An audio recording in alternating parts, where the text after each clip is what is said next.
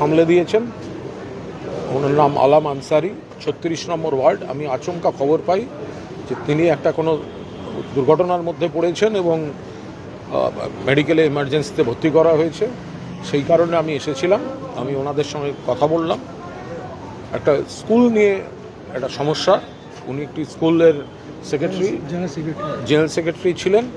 তো এখন যারা ক্ষমতায় এসছেন তাদের এখন সেটাও দখল করার দরকার। ফলে এতটাই তার উপর মানসিক, শারীরিক নানা অত্যাচার ধারাবাহিকভাবে করা হচ্ছিল। এলাকার মানুষও খানিকটা সামলাচ্ছিলেন, কিন্তু সেটা সামলাতে পারেনি। একদম মানসিক অবসাদে চলে গিয়ে তোমাকে এই করব, তোমাদের এই করব, এই করতে করতে তারপর নিজেরাই একটা মানসিক অবসাদে গিয়ে একটা ঘটনা ঘটেছে। এখন তাকে আগে সারিয়ে তোলা। আর এলাকার মানুষ যে অভিযোগ করছেন যে একটা স্কুলকে দখল করতে গিয়ে এই ধরনের একটা কাণ্ডকারখানা করা হয়েছে। এবং এর আগেও কিছুদিন আগেই এই গণ্ডগোল হয়েছিল। তখন যদি নারকেলডাঙ্গা থানা এনাদের এই কথাগুলো শুনে একটা ন্যায় বিচারের ব্যবস্থা করতেন, তাহলে হয়তো এতখানি মানসিক অবসাদে গিয়ে এই জিনিসটা হতো না। বাকিটা উনি ডিটেলটা একটু বলতে পারবেন, বলে দিন। Azad national day and night school, এটা মানে ইনি general secretary, Alam Ansari general secretary আছেন। এনার উপরও এত এত টর্চার স্কুল থেকে। ইনি অ্যাটলিস্ট 20 বছর থেকে ইনি জেনারেল সেক্রেটারি আছেন। খুব ভালোভাবে স্কুল রান করছে, খুব ভালোভাবে। অনেক ডিপার্টমেন্টটা খোলা হয়েছে। এখন ন্যাশনাল ভিশন নামে একটা ইংলিশ মিডিয়াম স্কুলও খোলা হয়েছে।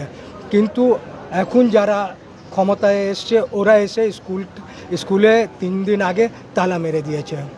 এলাকার সব মহিলা, বুড়ো, জওয়ান সবজন বেরিয়ে খুব হাঙ্গামা হয়েছে। ওরা তালা ভেঙেছে, আবার ওরা থ্রিটেন করেছে কি আবার আমাদের স্কুলে কিছু করতে হবে না। কিন্তু ওরা ডাইরেক্ট চলে গেছে থানায়। আমরা গিয়ে একটা কমপ্লেন দিয়েছি। কমপ্লেন দিয়ে রিসিভ করে আমরা বেরিয়েছি। তারপরেই আমাদেরকে কল করা হয়েছে থানায় এসো। ও কমপ্লেনটা আমাদের থেকে নিয়ে শুধু একটা জিডি নাম্বার দিয়েছে। কে নাম্বার নিয়ে আপনারা যান, কোনো কমপ্লেন লেটার আপনারা নিয়ে যাবেন না। তারপরে এনার উপরে এসে ইনি ডেলি বিকাল 7টা থেকে 9টা অবধি উনি অফিসে বসেন। কোনো কাজ আছে সবার দেখতে জন্য বসেন। কিন্তু ওরা এসে অফিসে এনার উপরে টর্চার করছে, এনাকে হ্যারেস করে বের করছে কি বের হন, আমরা স্কুলে দখল করব, আমরা স্কুল চালাবো। এই মানে প্রতিদিন সকাল থেকে রাত্রি অবধি এনার উপরে টর্চার হচ্ছে।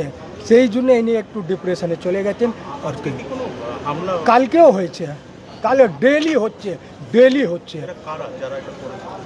যারা এখন শাসনে এসছে পশ্চিমবাংলায়। হ্যাঁ,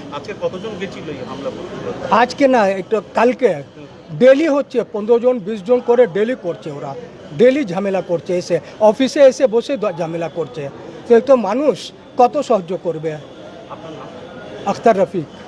আমাদের একটা অনুরোধ যে নারকেলডাঙ্গা থানা, আমরা নিশ্চয়ই পুলিশের ওপর দিকে দৃষ্টি আকর্ষণ করব, কিন্তু নারকেলডাঙ্গা থানা তাদের অনুরোধ করব দয়া করে এনাদেরকে হিয়ারিং দিয়ে দুপক্ষকে নিয়ে বসে জিনিসটা সলিউশন করতে। কারণ এখন যেটা শুনছি যে একটা স্কুলকে কেন্দ্র করে দখলদারি নিয়ে যদি রোজ একটা অশান্তির পরিবেশ তৈরি হয়, সেটা এলাকার পক্ষে, স্কুলের পক্ষে, ছাত্রছাত্রীদের পক্ষে কারোর পক্ষেই ভালো না। এটা নারকেলডাঙ্গা থানা অবিলম্বে হস্তক্ষেপ করে দুপক্ষকে ডেকে নিয়ে বসুক।